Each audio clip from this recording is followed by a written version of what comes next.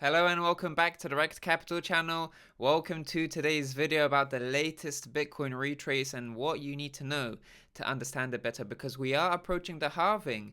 And as you can see from this chart, we're getting right into it. We're diving right into the update right here. If you have a look here at the chart, these are the halvings. The blue lines are the halvings right over here. And here's the third one. If we look at this orange box and this orange box and this orange box, that's going to represent a correction prior to the halving.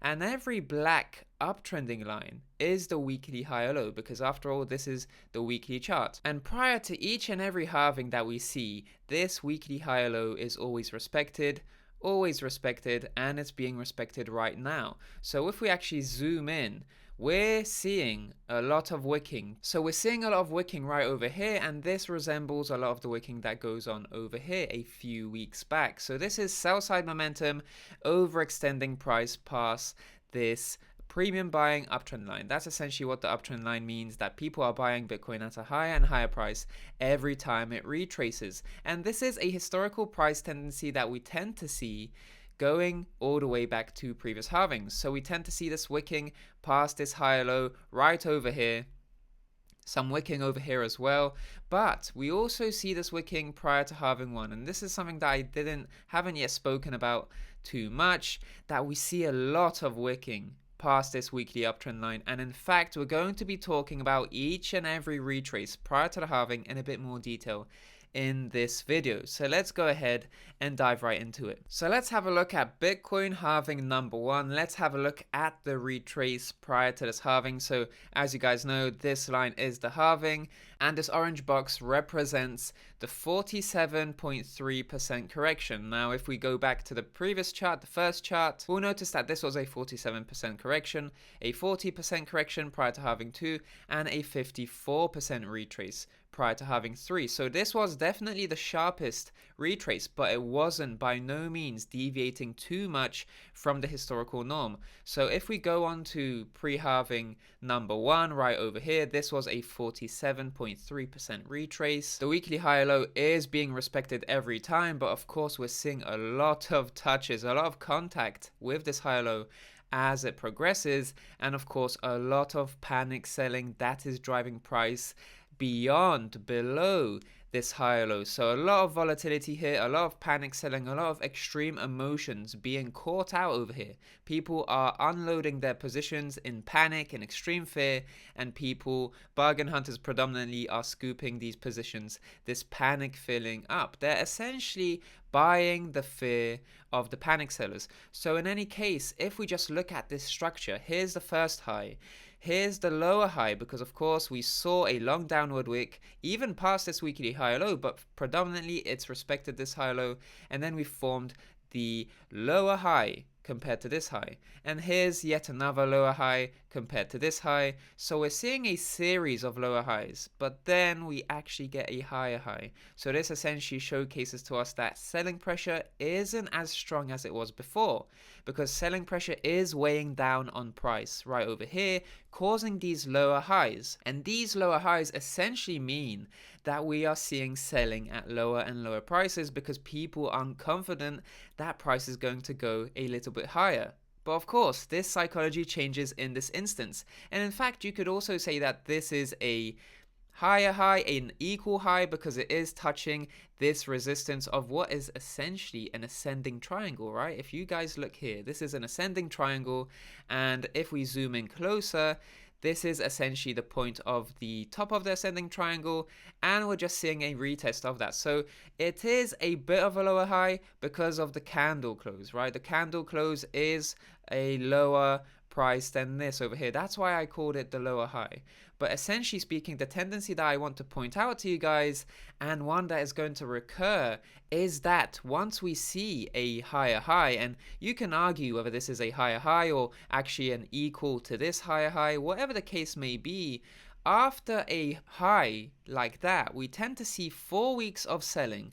Week 1, week 2, week 3, and week 4, and in the 5th week we really see a lot of volatility. So this is where that last higher high occurs prior to halving one. So in the 5th week we see a lot of volatility, and then we actually see movement towards the upside.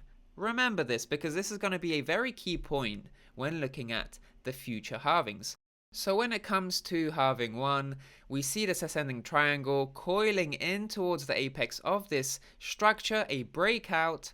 Once it breaks out past the old yearly high, because remember this high right over here is the yearly high, and once we break past it, we make a new yearly high, which is essentially this part, and of course this is the pre-halving retrace, and we see a 50% correction on that retrace. But in any case, this is the price action prior to halving 1 on that correction. If we move on to Bitcoin pre-halving 2, we can see a lot of the same tendencies, starting from the 40% correction. This is something we always see, a 40% correction from the high, right? So we see that this bottom of the correction occurs right over here in the form of wick, which also wicks past this weekly high or low, guys. So this is a key tendency on these retraces. Not only does it have to be 40+%, but it also wicks past this high or low tendency. So when we look at this high right over here, we tend to see another lower high, a series of lower highs, essentially speaking. And then we get that higher high, right? So like we were talking about over here, we have a series of lower highs. After that higher high happens, we see a 4-week sell-off. In the 5th week, we see a higher high, and then we see a breakout. So right over here, prior to halving 2, we see a series of lower highs right over here. And then once we have that higher high come in, we see 1, 2, 3, 4 weeks of sell-off, and on the 5th week, we see a breakout from what is essentially an ascending triangle. Fantastic tendency right over there, because we can see that a lot of the same tendencies are happening here. We see a series of lower highs, and we see an ascending triangle even. We see the weekly high or low, and we see a 40+ correction, and we see a 4-week sell side period after a higher high. But in any case, we see this 4-week sell side action right over here, and I know that this is the higher high, after which we should probably see that sell side action, but this doesn't take away from the tendency, because the psychology is here. And just because the psychology, this 4-week sell side action followed by a strong 5th week and then a breakout to the upside, just because that happens a little bit sooner prior to halving 1 doesn't take away from the fact that this is actually a tendency. Once we see a higher high and get rejected at that key ascending triangle resistance before we actually test the higher low, the weekly higher low for the last time, and then an actual breakout to new highs. A breach of the old yearly high, and then new highs altogether, followed by a pre-halving retrace. And prior to halving 2, we actually see that this halving, pre-halving retrace actually is occurring into the halving and is much shallower than the pre-halving retrace prior to halving 1, right? Because prior to halving 1, literally 50%, and it's literally pre-halving, whereas here it's a 38.5% retrace prior to the halving, but also going into the halving, and even a little bit after it as well. So a few key tendencies there, a lot of interesting stuff coming together for us. So given all these tendencies, what can we say about Bitcoin pre-halving number 3? For the 3rd time in Bitcoin's history, in the history of the Bitcoin protocol, we're going to have Bitcoin halving number 3, May 2020. So what we're seeing at the moment is a very similar tendency. Number 1, it's a 40+ correction. Of course, 53% is the sharpest, the deepest correction we've seen so far, but we are seeing the series of lower highs. Here's the high, and here are the series of lower highs right over here. And then finally we have that higher high right over here.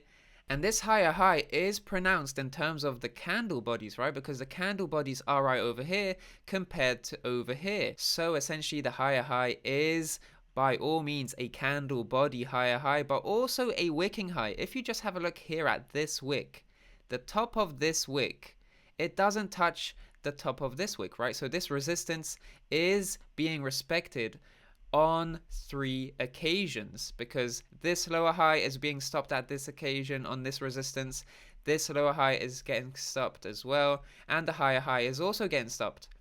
So we're essentially seeing yet another ascending triangle. It's amazing to see these patterns occur over and over in history. Not only the patterns in the lower high series, not only the patterns in the correction, not only the pattern in the weekly higher low, and not only the sell side outlier price action that we tend to see dipping below this higher low. Not only those things, guys, but we're also seeing an ascending triangle. And even if that wasn't enough, we're also seeing that first higher high come in. And then 1, 2, 3, 4 weeks of sell side price action right over here, dipping into the weekly higher low, which only means that we might see a very strong 5th week following from here, as long as we maintain above this weekly higher low.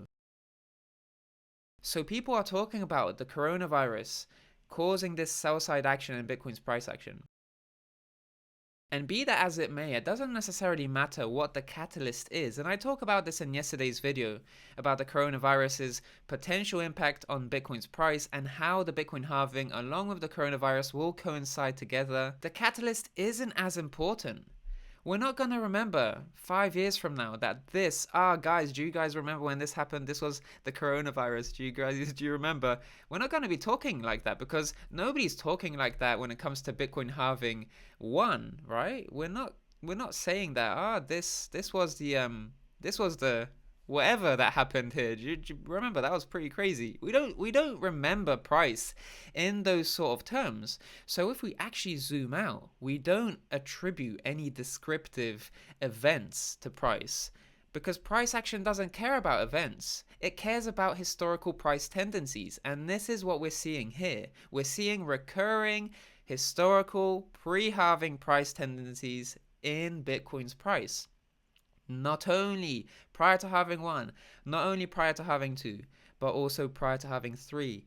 And the fact that we are seeing these tendencies align in so many ways is pretty fantastic. So now that we've spoken about all these different tendencies, when we consider these different corrections, these corrective periods for Bitcoin prior to the halving, what can we expect going forward?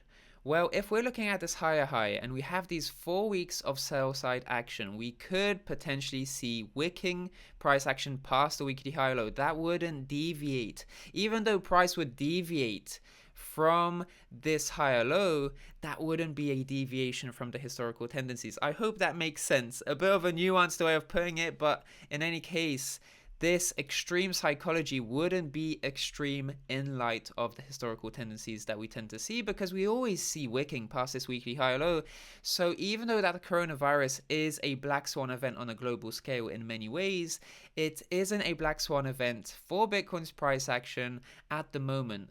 All Bitcoin is doing is it's respecting its historical price tendencies by respecting this higher low, this weekly higher low, and it's only a black swan event if we see a weekly close below the weekly higher low.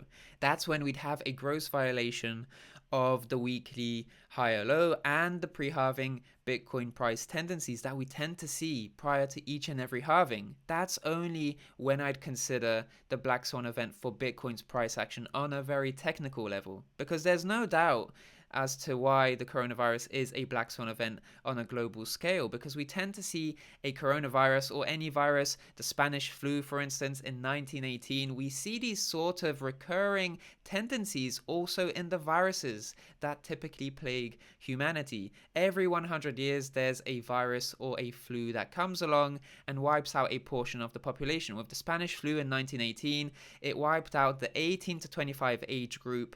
3.2% was the mortality rate. When it comes to the coronavirus, it is estimated that it's going to be a 2% death rate, a 2% mortality rate, which is definitely lower than the Spanish flu. But if we consider the 0.1% flu death rate, the seasonal flu, then 2% is quite a high number when we consider the coronavirus.